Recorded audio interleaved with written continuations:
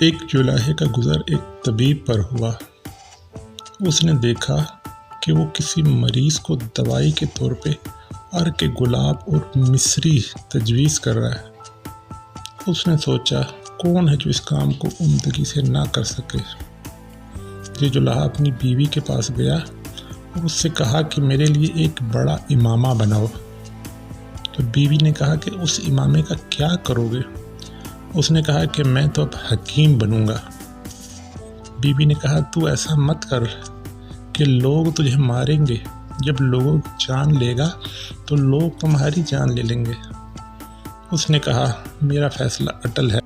آخر کار بڑا پکڑا باندھ کر مطلب شروع کر دیا۔ پہلے ہی دن جا کر بیٹھا اور لوگوں کے لیے دوائیں تجویز کرنا شروع کر دیں اور کافی روپے کمائے۔ کئی دن ایسا کرتا رہا۔ پھر بیوی سے کہا کہ میں روزانہ ایک جیسی گولی بنا لیتا ہوں اور ہر بیمار کو وہی دیتا ہوں اور دیکھ کہ کتنا کما چکا ہوں۔ اس کی بیوی نے کہا کہ یہ کام چھوڑ دیں، پر اس جولاہے نے کہا ایسا نہیں ہو سکتا۔ ایک دن ایسا ہوا کہ ایک باندی کا گزر حکیم صاحب کے مطلب کی طرف سے ہوا۔ اس نے دیکھ کر اپنی مالکہ سے کہا جو کہ کافی سخت بیمار تھی، میرا جی چاہتا ہے کہ نیا طبیب آپ کا علاج کرے۔ اس مالکہ نے کہا کہ اس کو بلائیں۔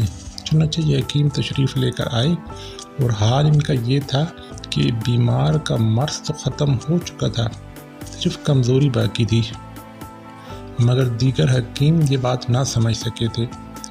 تو اس جولاہے نے تجویز کیا کہ ایک مرغی بھون کر لائی جائے۔ تو وہ اس مریض نے مرغی خوب کھائی اور 3-4 دن تک ایسا ہی کیا تو ذوف جاتا رہا اور وہ مالکن اٹھ بیٹھی۔ پھر تو اس کی خوب واہ واہ ہوئی اور آہستہ آہستہ یہ خبر بادشاہ تک پہنچ گئی۔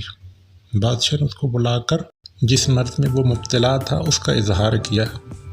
اتفاقاً اس نے ایک ایسی دوا کہہ دی جس سے اس کو فائدہ پہنچا اور بادشاہ بھی ٹھیک ہو گیا۔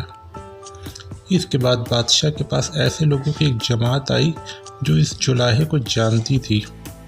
انہوں نے کہا کہ یہ شخص ایک جولاہا ہے، یہ کچھ نہیں جانتا۔ پر بادشاہ نے کہا کہ اس شخص کے ہاتھ سے مجھے صحت ملی اور اس عورت کو بھی اور فلاں عورت کو بھی اس کے علاج سے صحت ہوئی۔ یہ میرا تجربہ ہے اور میں اس کے خلاف تمہاری بات کو تسلیم نہ کروں گا۔ ان لوگوں نے کہا کہ ہم تجربہ کرانے کے لیے اس کے سامنے مسائل رکھتے ہیں۔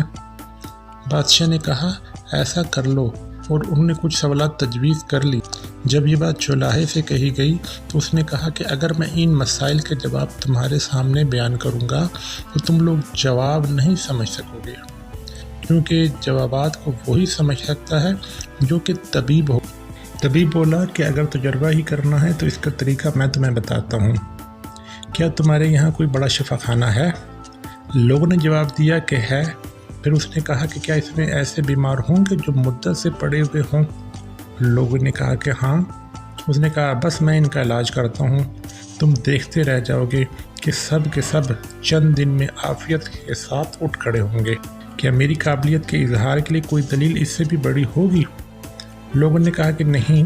چنانچہ سب شفا خانے کے دروازے پر پہنچے۔ اس نے لوگوں سے کہا کہ تم سب یہیں پر ٹھہرو، میرے ساتھ اندر کوئی نہیں آئے گا۔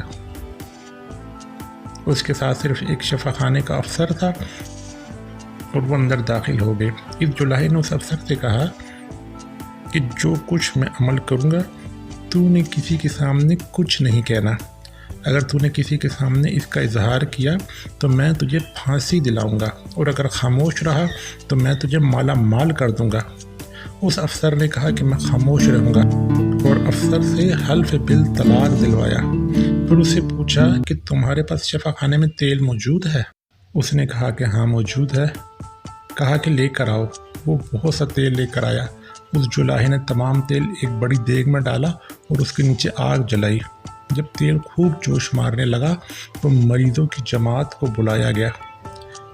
ان میں سے ایک مریض سے کہا کہ تیری بیماری صرف اسی سے دفع ہو سکتی ہے، تو اس دیگ میں بیٹھ جا۔